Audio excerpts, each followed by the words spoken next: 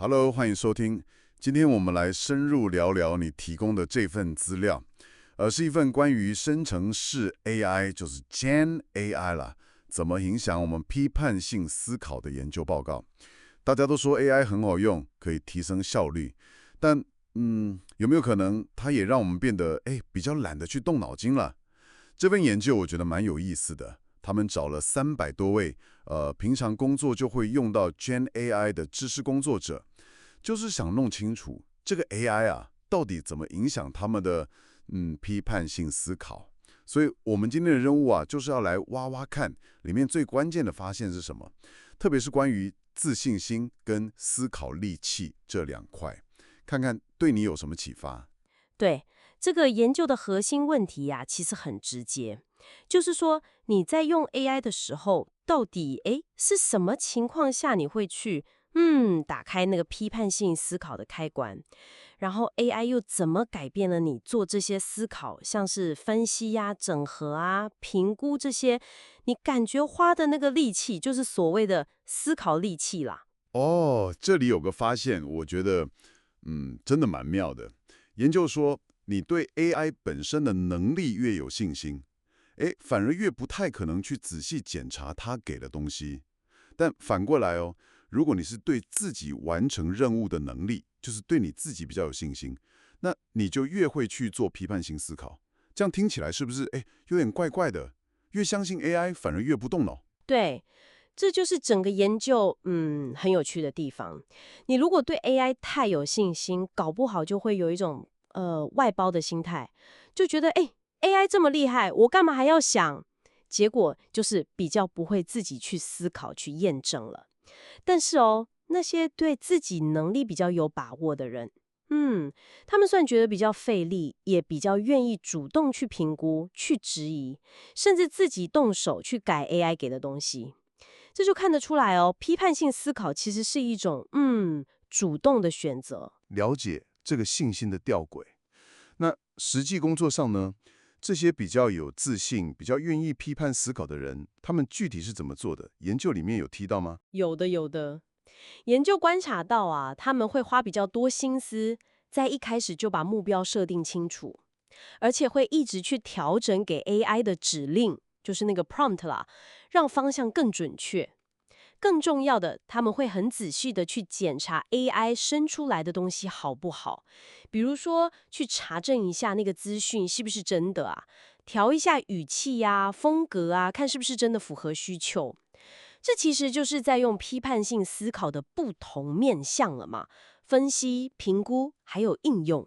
所以听起来并不是说 AI 让思考完全消失了，而是我们需要用力的地方好像不太一样了。没错，对，这就是思考力气转移的概念。以前可能要花很多力气从零开始，创作内容或是整理很多资讯，现在 AI 可以很快给你一个草稿，好像省力很多，对吧？嗯嗯。但新的力气跑到哪里去了？根据研究，就是转到验证资讯，对不对？这就是知识理解层面，还有怎么把 AI 的东西很巧妙地整合到你的工作里面去，这就是应用层面。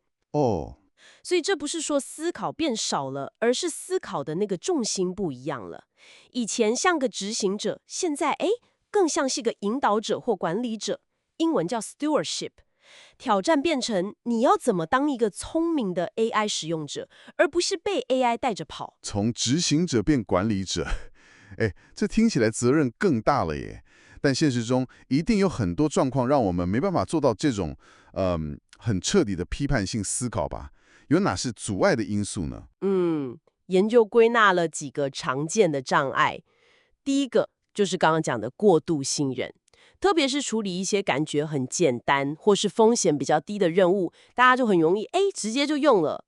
再来就是时间压力，或者觉得这好像不是我的工作范围，就是权责不清了，觉得没时间细看，或是觉得验证这个东西不是我该做的。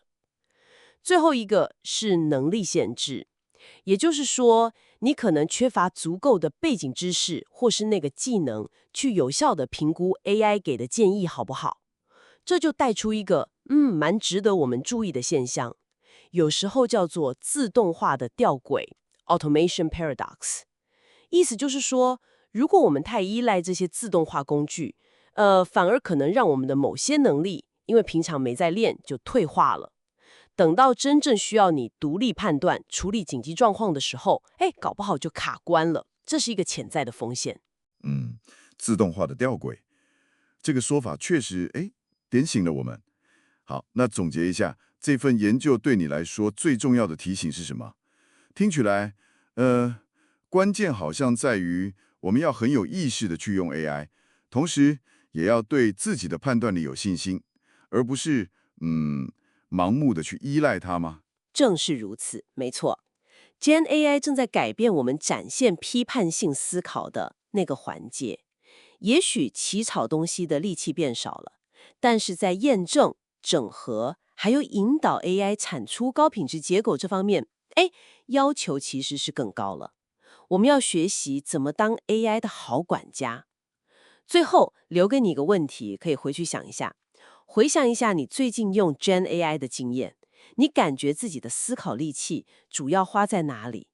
是花在下指令等结果，还是花在后面的验证、修改、整合？你有没有意识到自己在扮演那个引导者的角色？或者在不知不觉中，你是不是让 AI 替你做了比你想象中更多的决定？这礼拜不妨挑一个你平常很习惯用 AI 处理的工作，试着多用一点批判性的眼光去看看它的产出，刻意的锻炼一下你的思考肌肉吧。